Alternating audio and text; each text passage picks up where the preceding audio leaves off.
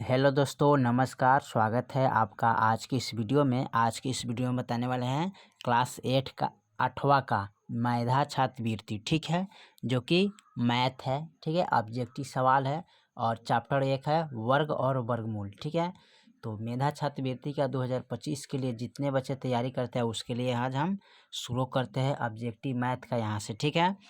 तो फर्स्ट सवाल है, निम्नलिखित में कौन पूर्णांक नहीं है, यानी कि माइनस का 16 प्लस 0, माइनस का 9 माइनस 11, माइनस का 5 गुने 9 37 भागा 0, ठीक है। तो चलिए इसको हल कर लेते हैं। चलिए, तो इसमें हमें क्या करना है, पूर्णांक खोजना है, ठीक है। पूर्णांक संख्या कौन है उसी को देखना है, ठीक है। तो 0 से जब 16 में भाग कीजिएगा तो क्या आएगा, माइनस का 16 आएगा। 11 यानी कि 9 से 11 घटाइएगा, 9 में से 11 घटाइएगा तो माइनस का 2 आएगा, ठीक है। और 9 पचे 45 तो माइनस का 45 हो जाएगा। 0 से 37 में भाग करेंगे तो 0 आएगा, ठीक है। तो इसमें अपरिमिति होगा, ठीक है, यानी कि किसी भी संख्या में 0 से भाग नहीं दे सकते हैं, ठीक है।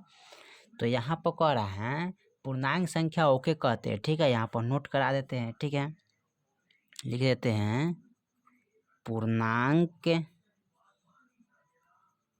संख्या वह संख्या है, ठीक है, जो ऋणात्मक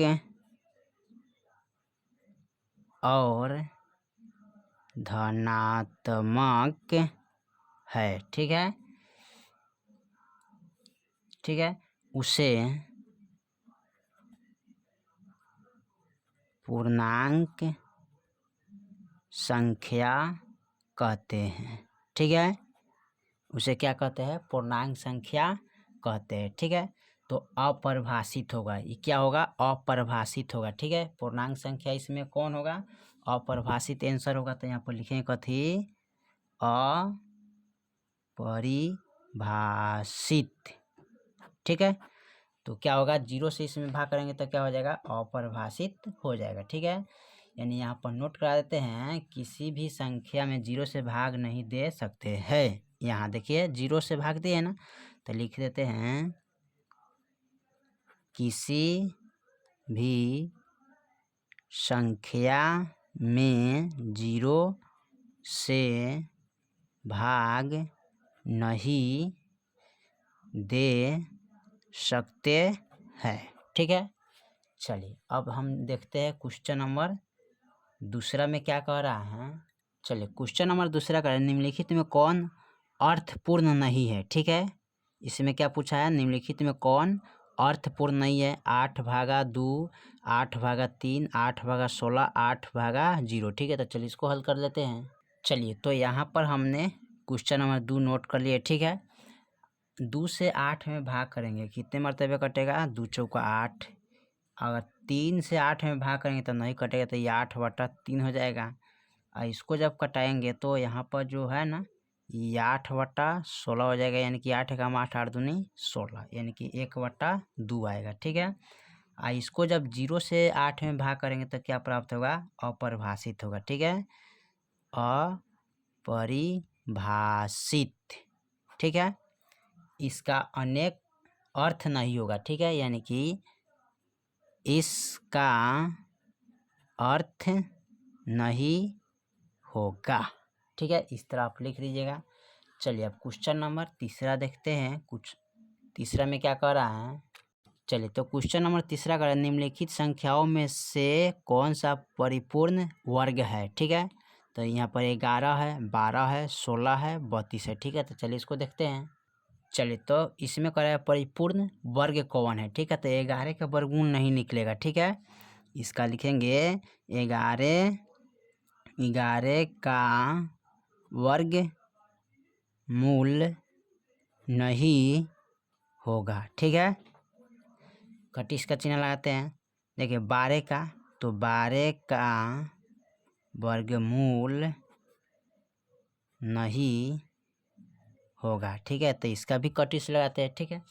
उसके बाद देखिए 16 का वर्गमूल कितना आता है, 4। तो 16 का वर्गमूल इसका 4 होता है। तो यहाँ पर लिखेंगे, यानी कि यहाँ पर लिख सकते हैं 16 का वर्गमूल, ठीक है, कितना आएगा, 4 होगा, ठीक है। तो आपका ये क्या है, सही है, ठीक है। अब 32 का वर्गमूल, यानी कि लिखेंगे 32 का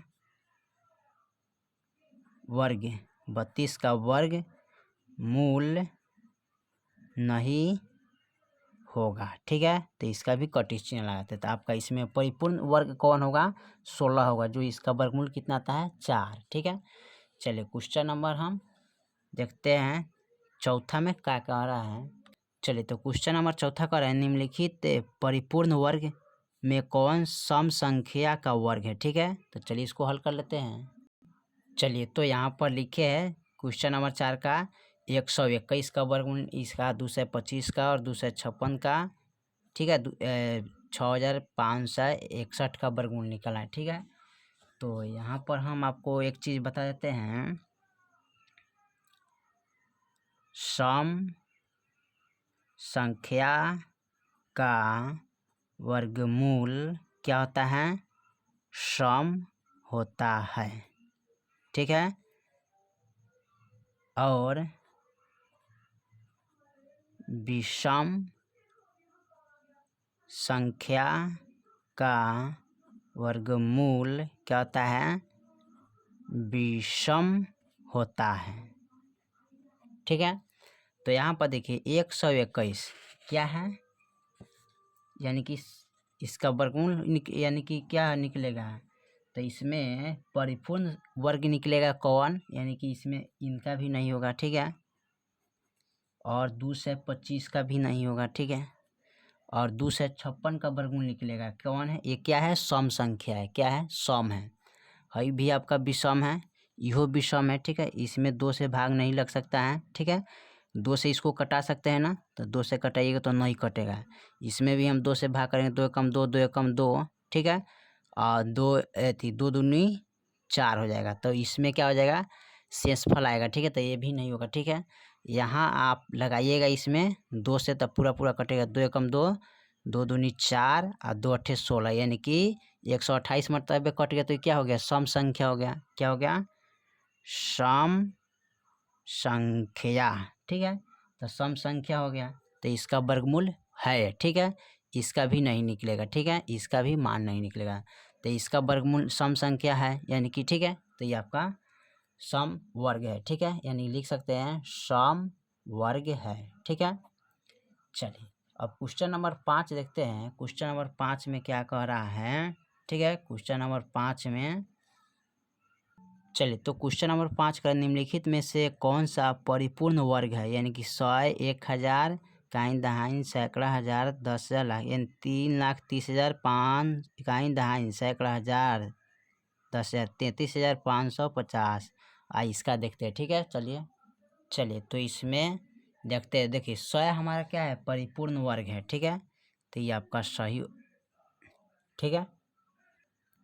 आपका 1000 परिपूर्ण वर्ग नहीं होगा, ठीक है। ये भी परिपूर्ण वर्ग नहीं होगा और ये भी परिपूर्ण वर्ग नहीं होगा, यानी कि ये भी नहीं होगा, ठीक है। विषम है, ये भी विषम है, ये भी विषम है, ठीक है। इसका भी 100 है ना, तो 100 का परिपूर्ण वर्ग निकलता है, यानी कि इसका वर्गमूल निकालिएगा तो कितना आएगा, 10 आएगा, ठीक है।